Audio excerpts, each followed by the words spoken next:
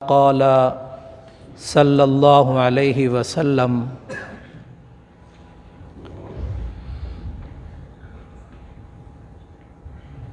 جمعے کے بیان میں جو ہمارا موضوع چل رہا تھا اس عنوان سے یہ حدیث پڑھی جا رہی ہے کہ اللہ کے نبی صلی اللہ علیہ وسلم نے فرمایا کل قیامت کے دن تمام اعمال ایک شکل میں آئیں گے۔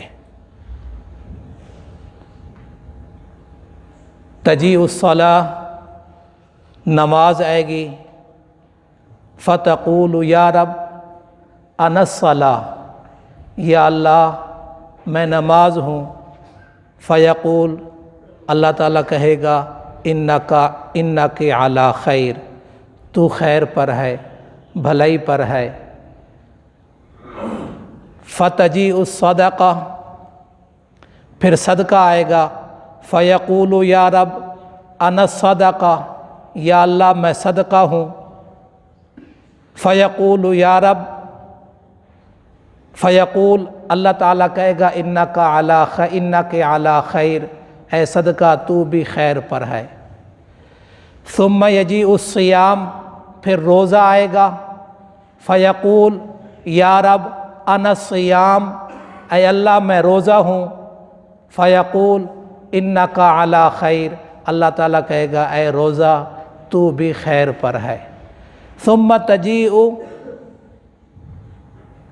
تجیء الاعمال علی ذالک، پھر اسی طرح ہر عمل آئے گا، حج آئے گا، زکوٰۃ آئے گی، عمرہ آئے گا، اچھے اخلاق آئیں گے، سارے کے سارے آئیں گے۔ اللہ تبارک و تعالیٰ کہے گا انک علی خیر۔ پھر آخر میں ثم یجیء الاسلام، پھر اسلام آئے گا۔ اسلام آ کر کیا کہے گا؟ یا رب انت السلام و انا الاسلام، یا اللہ تو سلام ہے، میں اسلام ہوں۔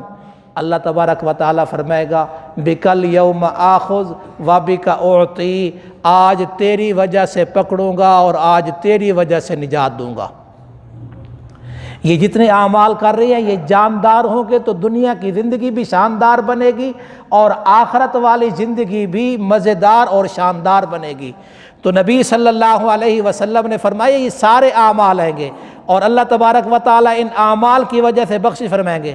قال اللہ عز وجل فی کتابہ، اللہ تبارک و تعالیٰ اپنے کلام مقدس میں فرماتا ہے وَمَن يَبْتَغِ غَيْرَ الْإِسْلَامِ دِينًا فَلَن يُقْبَلَ مِنْهُ وَهُوَ فِي الْآخِرَةِ مِنَ الْخَاسِرِينَ، جو شخص اسلام کے علاوہ کسی اور مذہب میں اپنی نجات تلاش کی یا کوئی اور مذہب تلاش کرتا ہے تو فرمایا فَلَن يُقْبَلَ، وہ نجات کے لیے کافی نہیں ہوگا، نہیں قبول کیا جائے گا۔ وَهُوَ فِي الْآخِرَةِ مِنَ الْخَاسِرِينَ، اور وہ خسارے والا، وہ شخص خسارے والا ہوگا۔ دین اسلام کی بنیاد پر بخشش آئے، اسلام کی وجہ سے بخشش آئے۔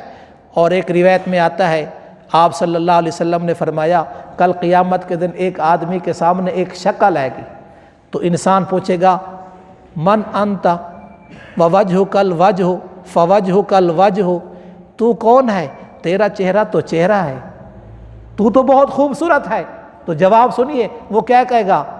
انا عملک الصالح، میں تیرا نیک عمل ہوں۔ جو تو عمل کرتا تھا وہ نماز ہو سکتی ہے، وہ روزہ ہو سکتا ہے، وہ حج صدقہ خیرات، یہ ایک شکل میں آئیں گے، خوبصورت شکل میں، خوبصورت۔ اور ایک آدمی دیکھے گا تو اتنا بدصورت چہرہ، بدبودار چہرہ، ڈرونا چہرہ، اس کو دیکھ کر انسان پہ خوف طاری ہو جائے تو پوچھے گا من انتا، تو کون ہے؟ تو وہ کہے گا انا عملک الخبیث، میں تیرے برے اعمال ہوں، میں تیرے برے اعمال ہوں۔